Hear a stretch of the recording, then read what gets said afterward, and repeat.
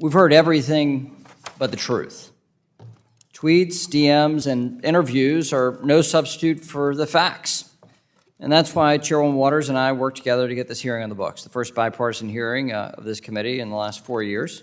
And we've worked together to invite two witnesses. One, Mr. Ray, is proven to be a reliable witness.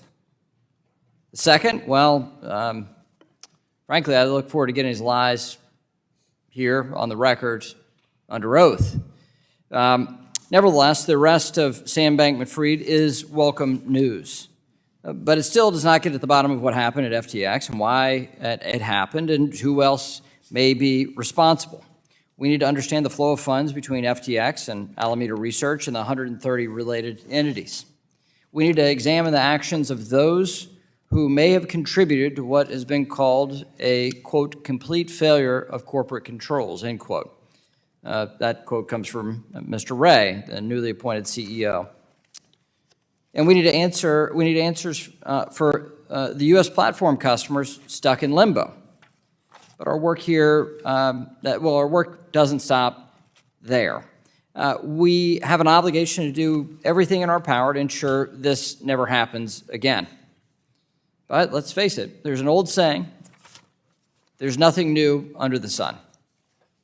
And it's safe to assume that fraud and fraudsters have been around just as long as that phrase has been around.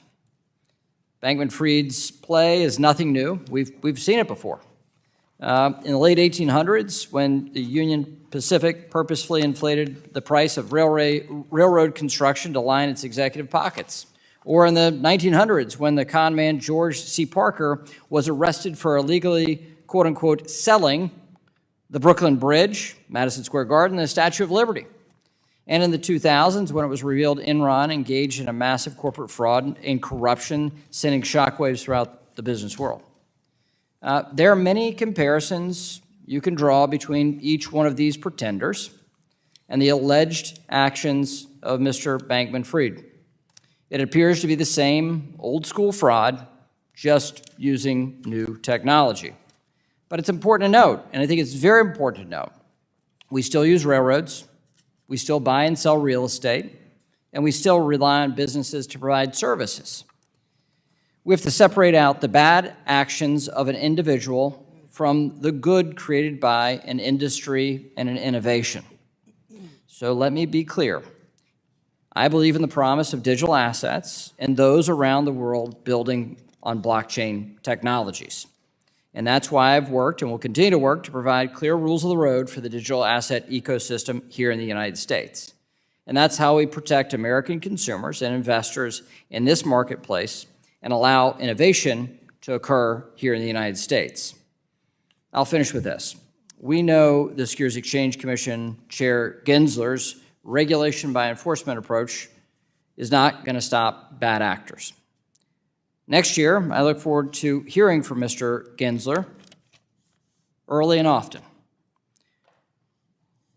And we'll hear from him on how we can provide clarity on the application of our securities laws to trading platforms, which he has failed to do.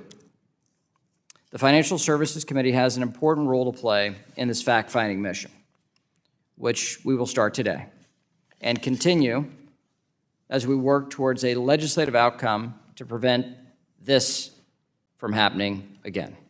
Thank you, Madam Chair, and I yield back.